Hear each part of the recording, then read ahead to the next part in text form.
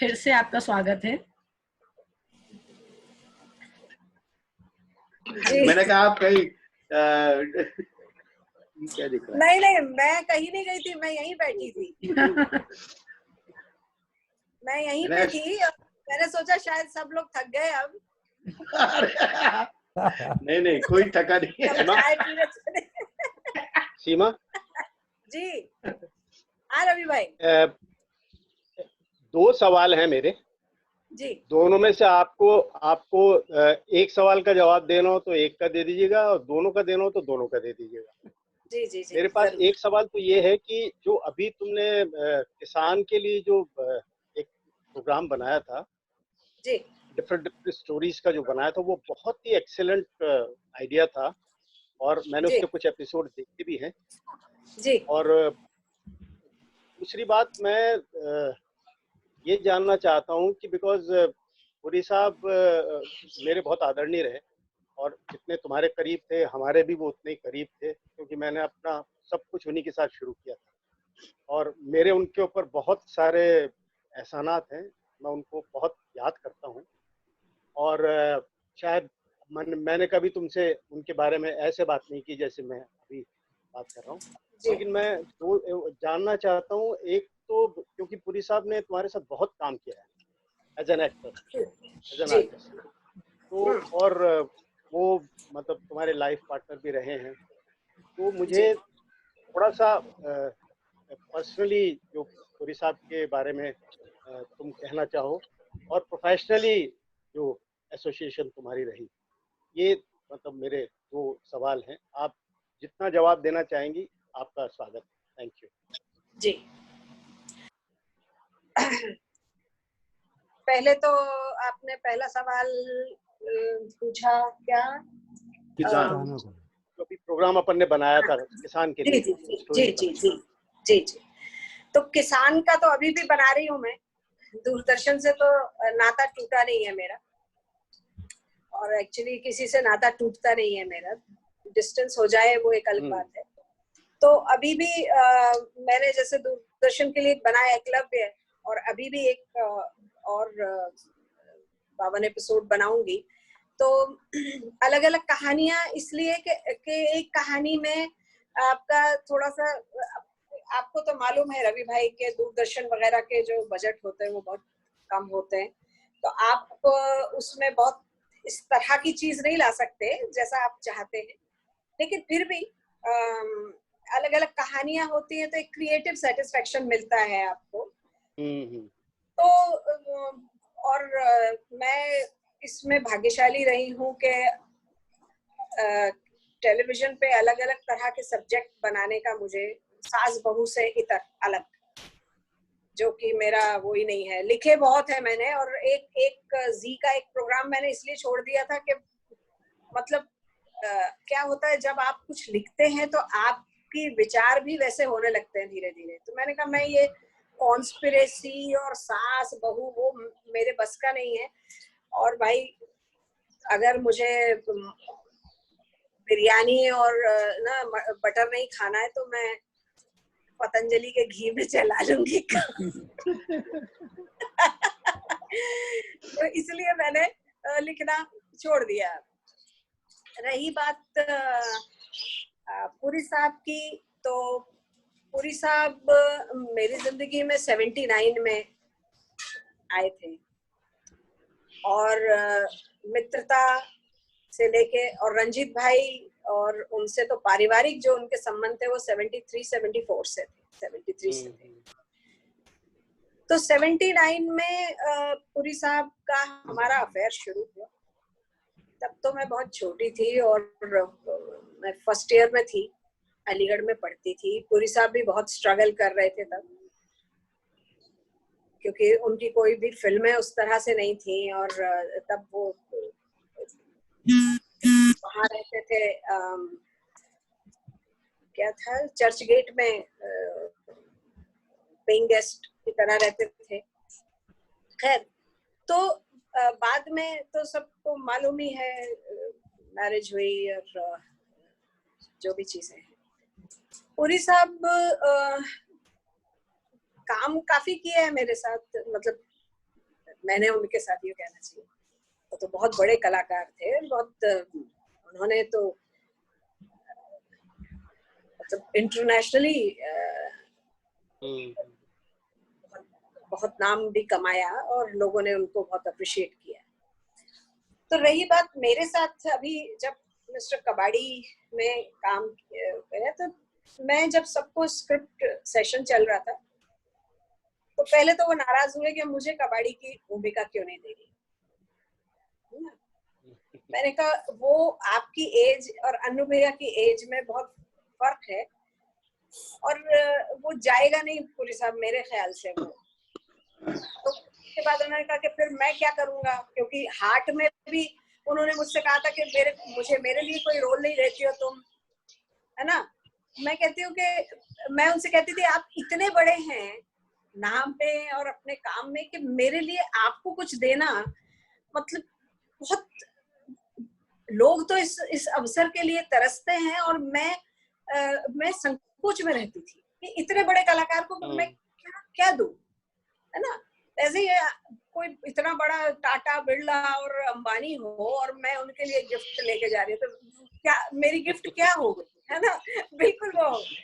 तो फिर भी उन्होंने कहा नहीं मैं करूंगा सीमा, और तो मैं ना झगड़ लेते थे। तो मैंने उसमें सूत्रधार का एक रोल क्रिएट किया था उनके लिए, लेकिन वो शूटिंग में मुझे अगर कहीं से कोई प्रॉब्लम नहीं हुई, बाकी कलाकारों से प्रॉब्लम हुई जो होती हैं। आप एक्टर हैं इसलिए फिर भी हिम्मत कर रही हूँ बोलने की कि एक्टर्स जो है ना वो इतने पैम्पर्ड होते हैं, उनके जूता अलग कोई पहना रहा है, मेकअप कोई कर रहा है, बाल कोई बना रहा है, कैमरा भी देख रहा है, दूसरे डायरेक्टर भी देख रहा है और ऑडियंस भी देखेगी, और तो वो हमेशा अटेंशन चाहता है एक्टर, और उसकी ये प्रॉब्लम भी होती है ये। तो उस वक्त क्या होता है वो एक राजा की तरह होता है, तो बाकी लोग बड़े नखरे वखरे जो होते हैं ना सेट पे, सिवाय पुरी साहब के। मैं आपको बताऊं एक बार पुरी साहब ने वहां पे थोड़ा फाइनेंशियल प्रॉब्लम हो गई थी, हमारे प्रोड्यूसर जो थे, तो क्योंकि अनूप जी तो सेट पे रहते नहीं थे तो किसी का पेमेंट नहीं हो रहा था। पुरी साहब ने मुझे कहा कि तुझे मेरी कसम है अगर तूने अपने पैसे अपने पॉकेट से किसी को भी पेमेंट किया, क्योंकि मुझे में वो है कि अगर मेरे पास है तो मैं कर देती हूँ, अरे चलो बाद में देख लेंगे, अभी तो इसकी समस्या सॉल्व। तो लेकिन उनको बताए बिना मैंने काफी पैसे जो मुझे दूरदर्शन की कमाई उन्हीं दिनों आ रही थी, जो तोड़ के पैसा, तो 20-25 लाख रुपया मैंने, क्योंकि उसमें आप बिलीव नहीं करेंगे इतनी बड़ी घटना हुई थी कि हमारे 4 कैमरा अटेंडेंट और 2 कैमरों को वो लोग एक तरह से किडनैप करके ले गए थे। लखनऊ में हम शूट कर रहे थे और किसी की हिम्मत नहीं थी कि उन लोगों के वहां जाके, लेकिन मेरा थोड़ा सा मंगल बहुत प्रबल है तो मैं अपने 2 असिस्टेंट्स के साथ, सबने कहा कि नहीं यूपी है ऐसे मत जाइए, मैंने कहा नहीं मैं जाऊंगी। उन लोगों को जहाँ रखा था वो जगह वो एक होटल था और जिनके पैसे इन लोगों ने नहीं दिए थे खाने के और जो डेली ये जो कारें वारे जहाँ से आई थी वहां मैं पहुंच गई और सीधे मैंने उन लोगों से बोला, मैंने कहा मुझे मेरे अटेंडेंट्स को देखना है कि वो किस हालत में क्या है। उन्होंने कहा ठीक है कैमरा बाहर नहीं आएगा, हम अटेंडेंट को भिजवा देते हैं। पुरी साहब उन दिनों शायद उसकी शूटिंग करने गए थे, ट्यूबलाइट या कहीं गए थे, वो आ जाते थे। तो मैंने वो किया पुरी साहब, और फिर मैंने सबको बताया, मैंने कहा पुरी साहब को बिल्कुल मत बताइएगा वरना बहुत डांटेंगे मुझे कि तुमने अपने पर्सनल पैसों से क्यों ये सब किया। तो एक दिन पुरी साहब ने पूरी यूनिट को, शूटिंग पे आए हुए थे, वो शूटिंग कर रहे थे, पूरी यूनिट को बुलाया और सब लोग बैठे हुए थे, आर्टिस्ट नहीं थे उनमें, सिर्फ टेक्नीशियंस थे, और सबको बुला के पुरी साहब ने कहा कि अगर कोई पैसा मांगने सीमा के घर आया तो तुम सबको मैं गोली मार दूंगा। ये प्रोड्यूसर नहीं है, ये डायरेक्टर है। तो उनका जो कंसर्न होता था ना मेरे लिए, मैं अपनी बात कर रही हूँ, और सारे लोगों के लिए, खाने का भी वो देखते थे कि भाई ये खाना क्या है, इसको सब लोगों को अच्छा खाना मिलना चाहिए।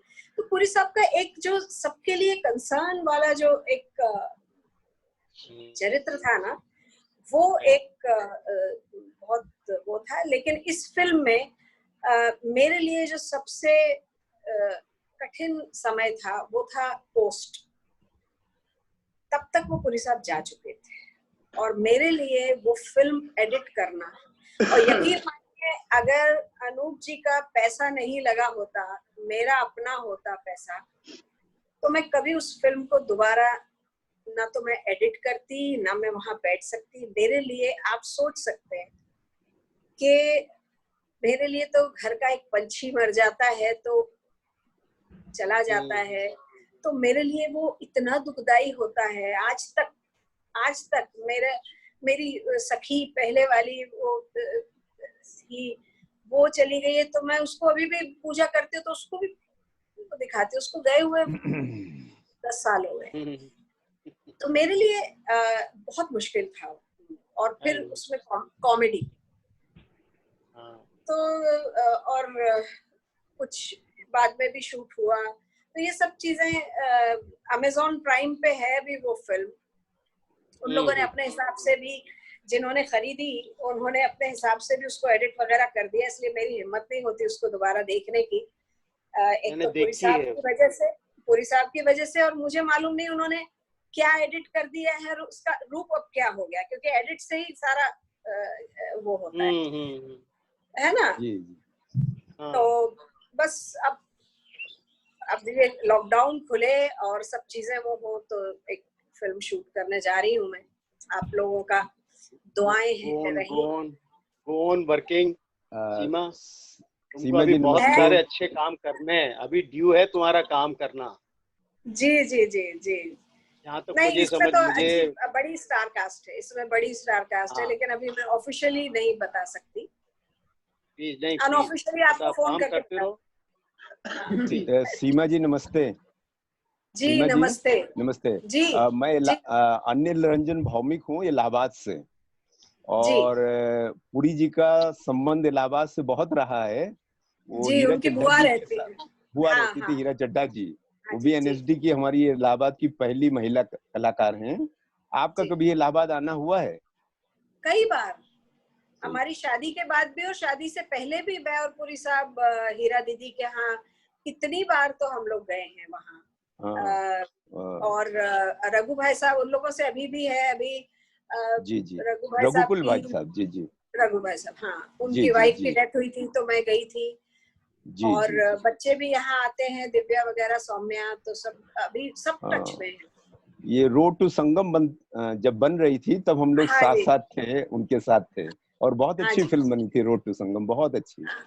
मैं आई थी जागरण फिल्म फेस्टिवल में, अगर अच्छा नहीं, हम लोगों ने, हाँ आप थी, जी जागरण में थी, जी आप आई थी, मंच में भी बैठी थी आप, बिल्कुल जी प्रयाग संगीत समिति में, जी हाँ जी जी।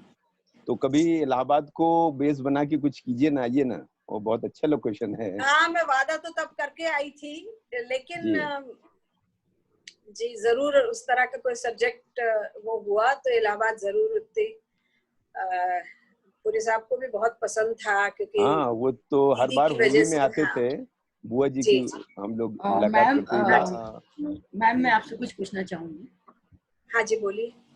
एज अ डायरेक्टर, वो भी फीमेल, बॉलीवुड में शॉर्ट फिल्म या जो भी हो, मतलब कैमरे के सामने एज अ डायरेक्टर आपको महिला होने के नाते ऐसी कुछ दिक्कतों का सामना करना हुआ, या आपके ऊपर अन्य लोगों की पुरुष की अपेक्षा ट्रस्ट कम किया गया, या ये सोचकर कि आप महिला है तो पहले आपको परखा गया फिर आपको काम दिया गया, ऐसा कुछ आपने फेस किया?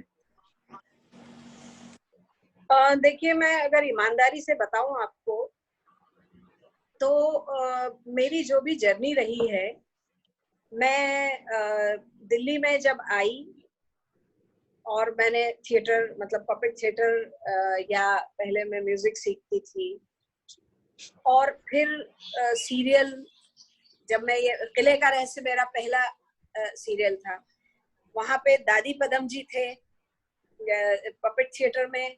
सीरियल जब बनाया तो रवि भाई यहाँ पे मौजूद हैं कि सीरियल में मुझे कभी स्त्री होने की वजह से, छोटे होने की वजह से ये लोग रौब जरूर जमाते थे, क्योंकि सब बड़े थे, चाहे वीरू भाई हो, चाहे रवि भाई हो, या रंजीत भाई हो, अन्नू भाई हो, ये सब मेरे बड़े बड़े भाई। और हम रवि भाई को जैसे हमेशा अन्नू भैया के जितने भी दोस्त हैं या रंजीत भाई के जितने दोस्त हैं, वो अनिल चौधरी भाई साहब हो, पंकज भाई हो, ये लोग सब है ना, मैं अपने, क्योंकि हम लोग एक मिडिल क्लास से थे, तो हमारे यहाँ भाई के जो दोस्त होते थे उनको हमें संबोधन भाई देना पड़ता था, और वो भी हमें बच्चों की तरह, छोटे बहनों की तरह ही ट्रीट करते थे।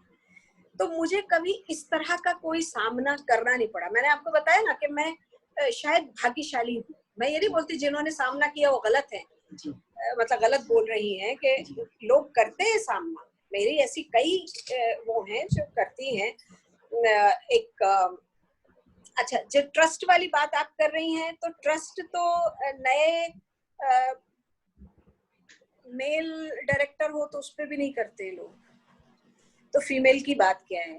फीमेल को कमतर शुरू में क्या होता है कि जब आप एक स्त्री हैं, आपका एक सॉफ्ट स्पोकन है, तो एक धारणा ये बनी होती है कि 70-80 लोगों की यूनिट होती है, जिसमें स्पॉट बॉय से लेके और कैमरामैन तक होते हैं, एक्टर्स होते हैं, सब मेल फीमेल सारे होते हैं, और 70 लोगों में से मतलब कम से कम 60 मेल होते हैं, अगर आप रेशो उस जमाने की बात कर रहे हैं। आज तो ऐसी अच्छा वो आ गया है कि शायद रेशो बराबर का हो रहा है। लड़कियां भी इतनी ज्यादा मैं देखती हूँ, चाहे पहले लड़कियां अगर होती थी तो वो असिस्टेंट से ज्यादा कॉस्ट्यूम और इसमें होती थी, ज्यादातर लड़के होते, मेल होते थे। उनको जरूर ये होता था कि कई बार ये कर पाएंगी कि नहीं कर पाएंगी, ये इस वजह से कई बार जैसे बात नहीं सुनी जा रही है आपकी, तो उसमें आपको सीमा कपूर से रौद्र रूप लेके काली बनना पड़ता था और उसके बाद उनको समझ में आता था कि नहीं। तो ऐसा हुआ घटना कि जब जिंदगी नामा, जयंत यहाँ पर हैं तो उनको मालूम है, जिंदगी नामा से वाकिफ हैं कि जयंत जी सुन रहे हैं? हाँ बिल्कुल बिल्कुल बिल्कुल, हाँ, सुन भी रहा हूँ, देख भी रहा हूँ, याद है याद बहुत अच्छे से याद है, बहुत अच्छे दिल थे वो। तो जिंदगी नामा में हुआ क्या कि एक कैमरामैन, हमने यहाँ से कहा था कि भाई आप पहुंच जाइए।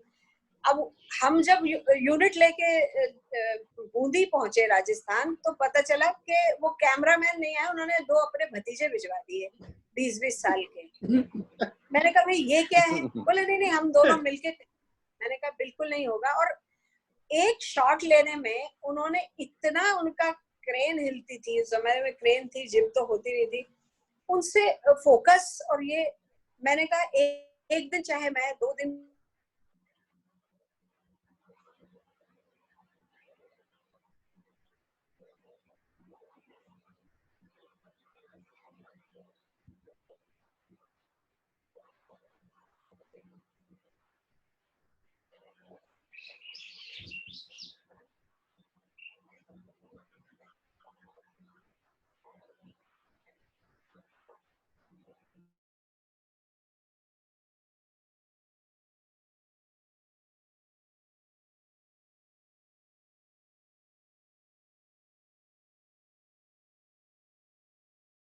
सिर्फ आप फोकस ही शिफ्ट कर सकते थे। आप जो है वो स्टैग्नेंट और बोरिंग ना हो। वो सीन जब खत्म हुआ, मैं जाके वो ऊंचाई पे, हम लोग पहाड़ पे थे, वहां खड़ी हो गई और मैंने कहा अब अगर इन्होंने इसमें मीन मेख निकाली तो मैं कैसे इनके साथ काम करूंगी। ये तो बड़े भी हैं, नाम भी बड़ा है, उम्र में भी इतने वो हैं, क्या करूं मैं। बस खड़ी हुई थी, इतने में मेरे कंधे पे आके उन्होंने हाथ रखा। तो मैंने कहा सर वो वैसे भी कर लें? बोले नहीं उसकी जरूरत नहीं, ये बहुत खूबसूरत लगा, thank you.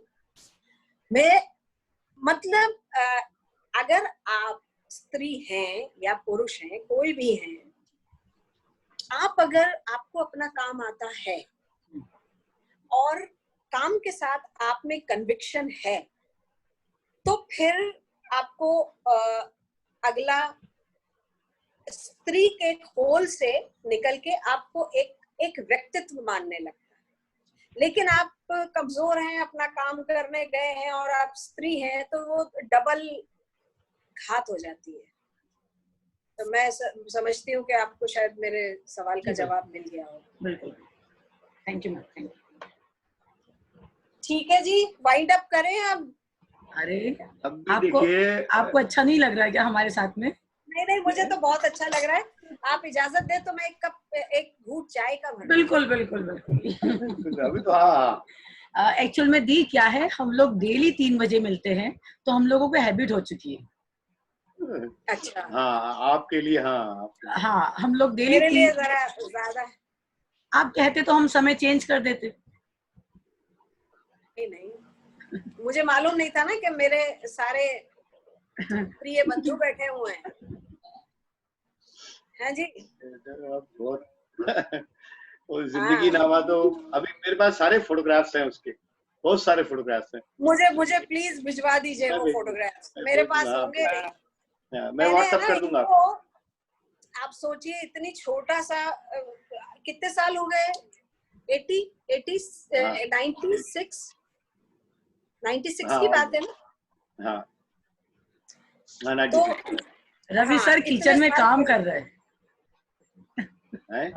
Ravi sir kitchen में कुछ काम कर रहे हैं। सीमा दी।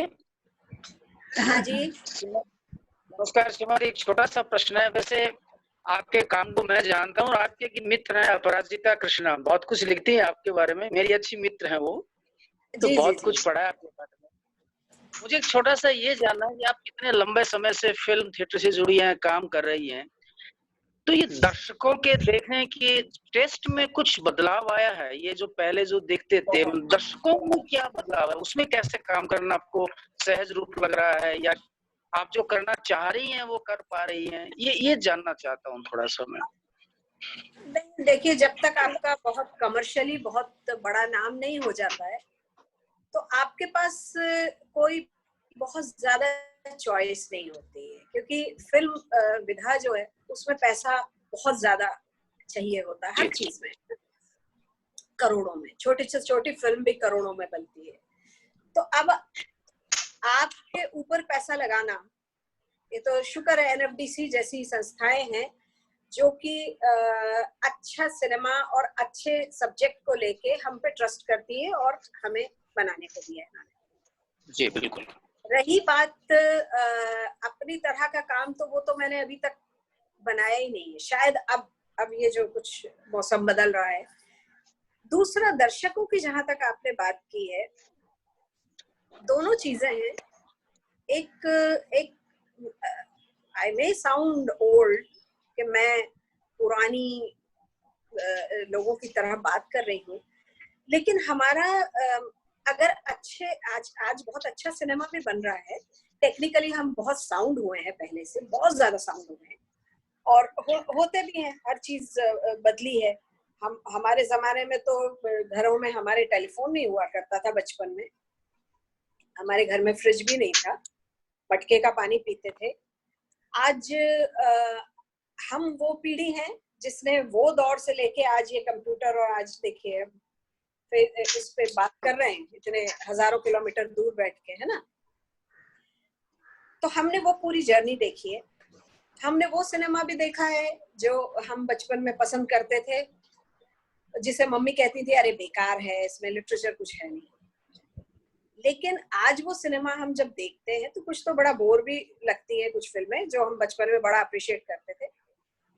लेकिन ये जो जर्नी आ गई है ना, शीला की जवानी तक, ये मन को बहुत चुभती है।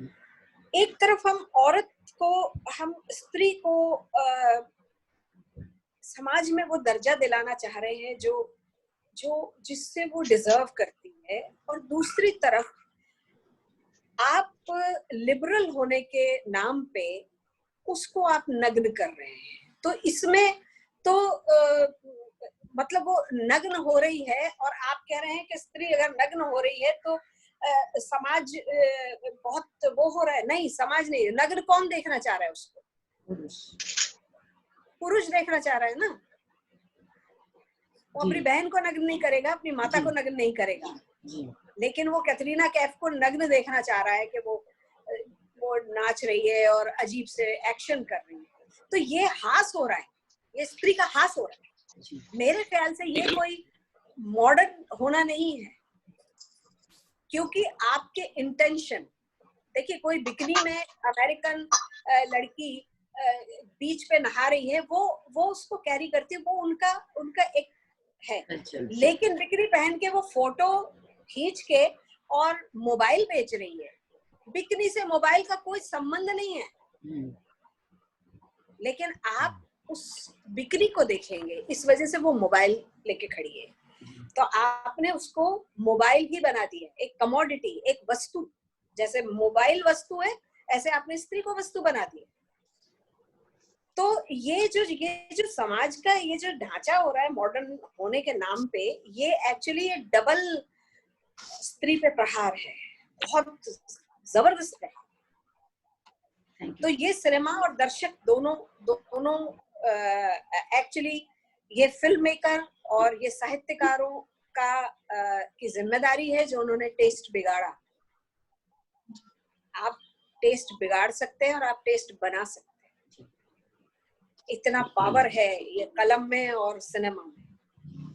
तो आज जो फ्रिवलस सिनेमा बनाते हैं जो लोग, जिनके हाथ में सत्ता है, जिनके हाथ में पैसा है, जिनके हाथ में बड़े बड़े ये जो प्रोडक्शन हाउसेस बना के बैठे हैं, इनके पास कभी कोई ऐसा सब्जेक्ट है कि किसी गांव में जाके किसी किसान, जो हम बचपन में पढ़ा करते थे, जगमग महलों से दूर जहां न ऊंचे खड़े महल, टूटे फूटे कुछ कच्चे घर, चलते दिखते खेतों में हल, पुरवई पालों खपरेलों में, रधुआ रमुआ की नावों में, है अपना हिंदुस्तान कहाँ वो बसा हमारे गाँव में।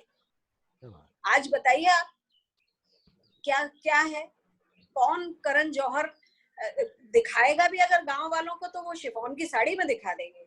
ये आप एक कहाँ आ गए हैं हमारा सिनेमा।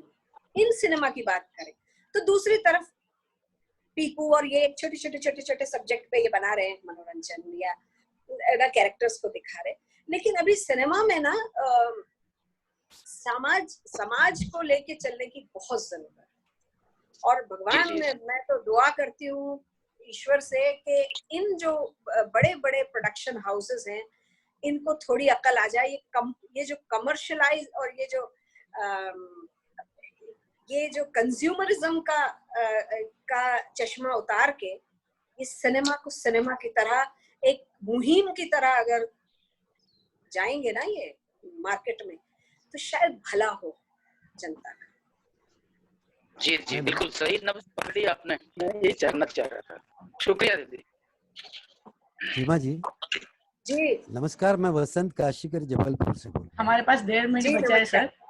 जी मैं मुश्किल से 5 मिनट 1.5 मिनट में आधा सेकंड आधा मिनट वो जवाब दे रहे हैं। आधा मिनट में जैसे इस लॉकडाउन पीरियड में हम थिएटर वालों की जो मानसिकता हुई है कि नए थिएटर का जन्म होगा, हम सब लोग तैयारी कर रहे हैं जी। क्या एक नए सिनेमा का जन्म होने की संभावना है? जैसे हम लॉकडाउन पीरियड में बातचीत करते हैं, बाइयां नहीं है काम वाली, तो हम काम करते हैं, काम वाली बाइयों को काम को याद करते हैं, उनके चरित्र को याद करते हैं। ऐसे एक नए थिएटर को जन्म होगा, एक नया दर्शक बनेगा, क्या एक नया सिनेमा बनेगा? जरूर, क्योंकि क्या है, देखिए 47 का वो हुआ, उसके बाद एक नई विचारधारा, नए लिटरेचर, नया सब आया। वॉर होती है, जब समाज में डिप्रेशन आता है, कोई भी बड़ी चीज होती है, तो नया सिनेमा हो, चाहे नया साहित्य हो, नई कविता हो, सब निकल गया। जब देखिए आप, जब जिन कंट्रीज में बहुत ज्यादा प्रताड़नाएं रही हैं, वो चाहे